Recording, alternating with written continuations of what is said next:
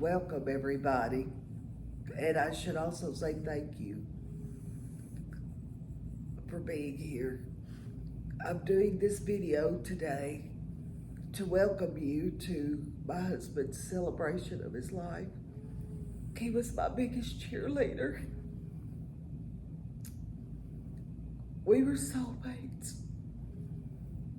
And this is horribly hard for me.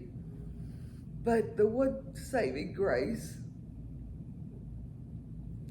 is that I know that we put God in the middle of our lives and that everything was better because of it.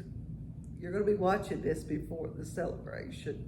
I just wanted you to know how I think we could do the best at honoring Ken. And that is for us to come into the hall and to enjoy a meal. But while we're enjoying our meal, I'd play the video of many of the memories that he and I made with our children. I want you to look around the room, walk around. I want you to find people that you know and you have a commonality with. And that would be with Ken. And I would like you to share those wonderful stories. Gosh, he was such a mess. It was the best. He had the best wit. He was the best father. He was the best husband. And he was an amazing son to his parents. He always wanted to do good. And he was my rudder because my ship was kind of crazy. And you know how a ship without a rudder is, right? But anyway, I'm going to miss him terribly. And I want to hear you tell each other all the good things and the good memories, just so I'll have more in the days ahead. I want you to look at the tables with all the pictures. There's so many lives that he had. He and I met when he was in his 30s. He's had so much other things before. And I want you to enjoy those memories as well, especially if you're here from those times in his life. And I want to share him with you because he was such a treasure. And then I want you to also the biggest thing is to love one another. The songs that I picked out were songs that fit so much to Ken and I. And the very first one was our song, and you'll hear it. And I'll probably cry ugly, so that's why I'm doing this now. But just remember, a lot of the songs that we loved say, remember to love each other. Listen to the lyrics. Remember to love one another and to always forgive. Always forgive.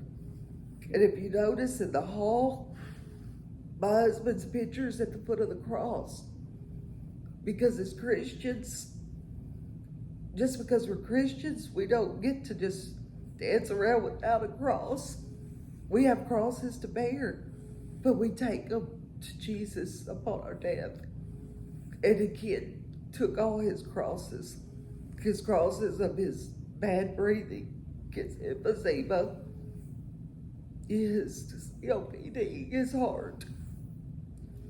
But he's all new now. He's on the other side.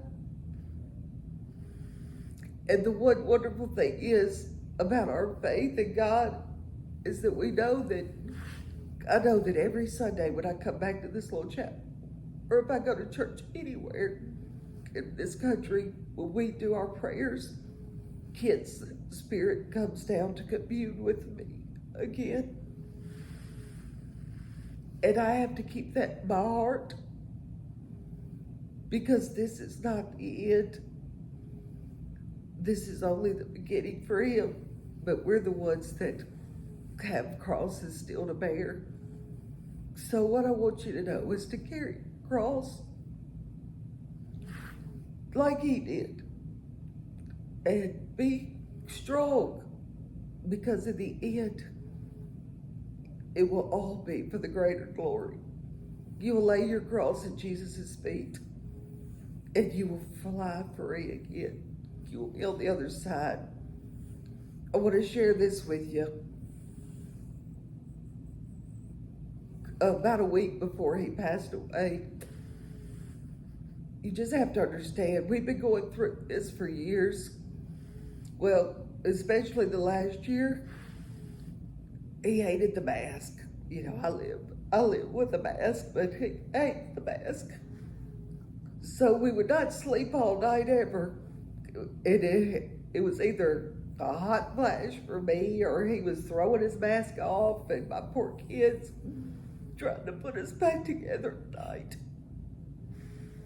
But one night he woke up, and he woke me up, and he didn't have his mask on, and I was like, "What are you doing?" And he said, "I just had a dream, and I was where all these people were all around me, and no one had a mask or a cannula."